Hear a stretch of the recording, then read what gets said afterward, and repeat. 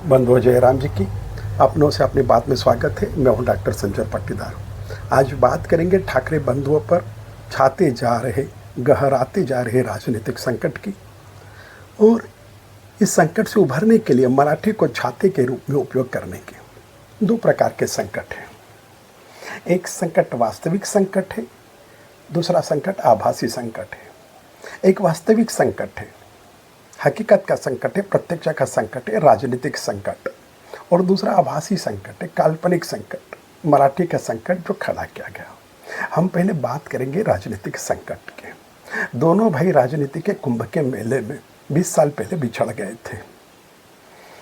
उसके बाद 20 सालों की इस यात्रा में उद्धव ठाकरे विधानसभा में 20 सीटों पर आकर अटक गए, लटक गए, या यूं कहे सिमट गए, और दूसरी ओर राज ठाकरे शून्य के खोल के भीतर कैदी बन करके रह गए।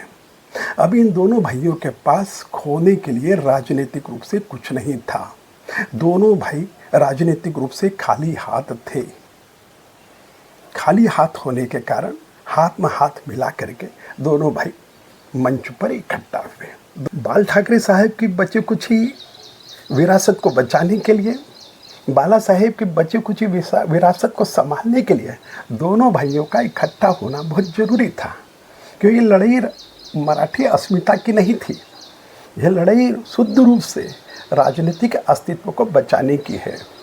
क्योंकि ये दोनों भाई एक साथ इसलिए आए क्योंकि एकनाथ शिंदे का इनको सामना करना है। एकनाथ शिंदे ने एक झटके में उद्धव ठाकरे को राजनीति से बेदखल कर दिया। उनके सत्ता छीन ली, नाम छीना, पार्टी छीनी, चुनाव चिन्ह छीना, ताकत छीनी, तेवर छीने।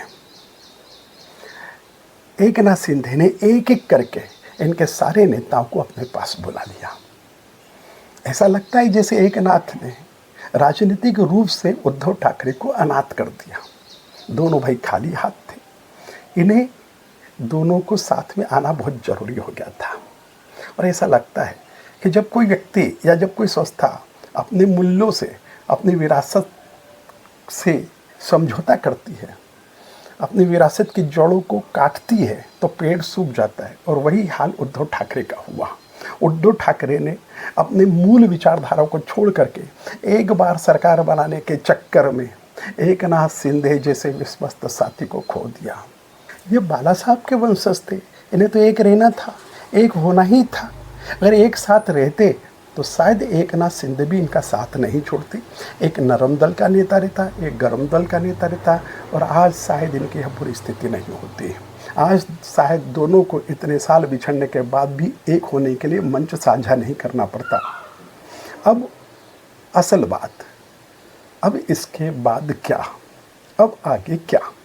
क्या महाविकास आघाड़ी राज ठाकरे को स्वीकार कर लेगी? क्या राज ठाकरे महाविकास आघाड़ी का हिस्सा बनेंगे? क्या शिवसेना उद्धव ठाकरे राज ठाकरे के साथ, मनसे के साथ मिलकर के नई पार्टी बनाएंगे? शिवसेना उद्धव राज बाला साहेब ठाकरे पार्टी। क्या दोनों पार्टियां अलग अलग रह करके महाविकास आघाड़ी का साथ चुनाव लड़ेगी? क्या राज ठाकरे उद्धव ठाकरे की बी टीम बन करके रहेंगे? ये ऐसे मूल प्रश्न हैं जिनसे उद्धव ठाकरे का और राज ठाकरे का भविष्य तय होगा। और अब दूसरी बात, जो आभासी संकट की बात कर रहे थे, वह आभासी संकट है मराठी का संकट, जो तैयार खड़ा किया गया है। हिंदी और मराठी दोनों की लिपि एक है, दोनों देवनागरी लिपि के लिखे हैं, दोनों में 52 अक्षर होते हैं, दोनों में 14 स्वर हैं, दोनों में 38 व्यंजन हैं, दोनों की लिखावट समान है, दोनों के अक्षर समान है, केवल एक अक्षर ल को छोड़ करके। फिर यह संकट क्यों खड़ा? केवल बोलने के कारण, बोलने में, उच्चारण में अंतर है। मराठी के लिए, मराठी अस्मिता के लिए हिंदू की छवि को तोड़ना एक बार पुनः शिवसेना के लिए घातक होगा, क्योंकि बाला साहब ठाकरे की छवि हिंदू हृदय सम्राट की है, हिंदू हृदय सम्राट की है। पूरे देश में यह उपाधि केवल बाला साहेब ठाकरे को मिली है, हिंदू हृदय सम्राट की। क्या बाला साहेब के इस उपाधि के साथ शिवसेना फिर डिमोशन करने जा रही है, उनके साथ छेड़खानी करने जा रही है? क्या बाला साहेब ठाकरे को मराठी हृदय सम्राट बनाने जा रही है? और कुल मिलाकर के राज ठाकरे के पास इस पूरी सियासत में खोने के लिए कुछ नहीं है, क्योंकि वो शून्य के घेरे में कैद होकर के रह गए हैं। अब उनके पास शून्य से नीचे जाने के लिए कुछ नहीं बचा है। अब जो कुछ भी प्राप्त करना है वो राज ठाकरे को प्राप्त करना है, क्योंकि राज ठाकरे के तेवर बाला साहेब ठाकरे जैसे मिलती है, उनकी भाषा शैली भी बाला साहेब ठाकरे जैसी आक्रामक है। जब दोनों भाई मिल करके कोई मंच साझा करेंगे, जब दोनों भाई एक साथ भाषण देंगे, तो पब्लिक राज ठाकरे को पसंद करेगी, न कि उद्धव ठाकरे को। उद्धव ठाकरे अगर राज ठाकरे के साथ मिल करके एक पार्टी बनाते हैं तो नुकसान उद्धव ठाकरे को होगा। उद्धव ठाकरे को चाहिए कि राज ठाकरे को 10-15 सीटें दे करके अपने साथ एक पार्टी के रूप में मिला करके रखे, क्योंकि मन से, लोगों के मन से उतर चुकी है। एक बार अगर इन्होंने राज ठाकरे को बना लिया, अपनी पार्टी में सम्मिलित कर लिया, तो राज ठाकरे उद्धव ठाकरे की शिवसेना को ओवरटेक कर लेंगे।